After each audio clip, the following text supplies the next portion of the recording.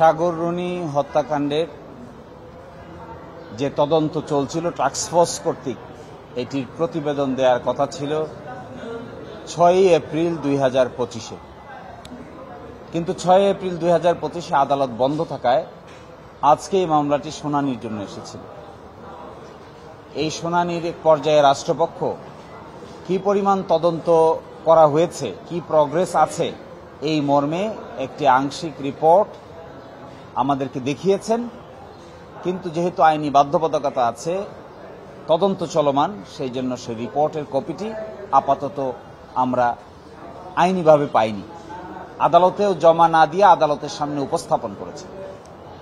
তিনি আদালতকে এটি আশ্বস্ত করেছেন যে তদন্ত চলছে, তদন্তের প্রগ্রেস আছে, বেশ কিছু কাজ করা হয়েছে। আমেরিকা সহ বিভিন্ন জায়গায় ডিএনএ টেস্টের জন্য রিকোয়েস্ট পাঠানো হয়েছে এবং এগুলো আসার জন্য আরও কিছু সময়ের প্রয়োজন। তদন্তকারী কর্মকর্তা যিনি ছিলেন তিনিও আদালতে উপস্থিত ছিলেন। এই প্রেক্ষিতে রাষ্ট্রপক্ষ 9 মাস সময় চেয়েছিল, আমরা 3 মাস সময়ের কথা বলেছিলাম। অবশেষে আদালত বিচার বিবেচনা করে 6 মাস সময় মঞ্জুর করেছেন এবং পরবর্তীতে 22 অক্টোবর 2025-এ পরবর্তী আদেশের জন্য আদালতে আসবে। আমরা আশা করব এই সময়ের মধ্যে কিংবা তার আগেই যদি তদন্ত কমপ্লিট হয়ে যায়, তাহলে তদন্তকারী কর্মকর্তাগণ আদালতে তার তদন্ত রিপোর্ট দায়ের করবেন। আপনি সঠিক বলেছেন, এই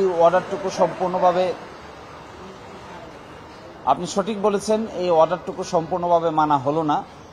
কিন্তু তারা যে কাজ করছেন টাস্কফোর্স, বিভিন্ন সময়ে আমাদের সঙ্গেও যোগাযোগ করেছেন।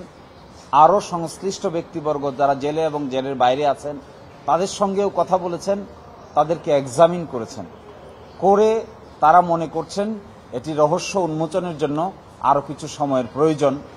রাষ্ট্রপক্ষ থেকে যেটা বলা হয়েছে যে উই আর ভেরি সিনসিয়ার, আমরা হার্ডলি ওয়ার্ক করছি, আমরা বসে নাই, ডে অ্যান্ড নাইট কাজ করছি। 12 বছর আগের ঘটনা হওয়ার কারণে অনেক কিছুই ডিসঅ্যাপিয়ার হয়ে গেছে, অনেক কিছুই সিনে নাই, সার্কামস্ট্যান্সেস সবকিছু বিশ্লেষণ করে পাওয়া যায় না। এই জন্য অধিকতর সময়ের প্রয়োজন। তারা ডিএনএ টেস্ট যেটা পাঠিয়েছেন বলছেন, সেটি ফেরত আসতেও আরও কিছু সময়ের প্রয়োজন।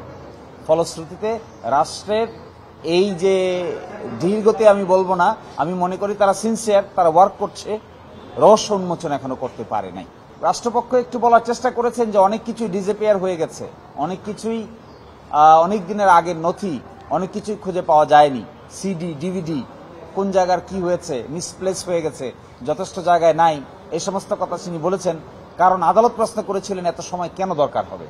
9 মাস যেহেতু তারা সময় চেয়েছেন, সেই জন্য তার জাস্টিফিকেশন করতে গিয়ে কিছু কথা বলেছেন যে এভিডেন্সগুলো অনেক কিছু ডিসঅ্যাপিয়ার হয়ে গেছে।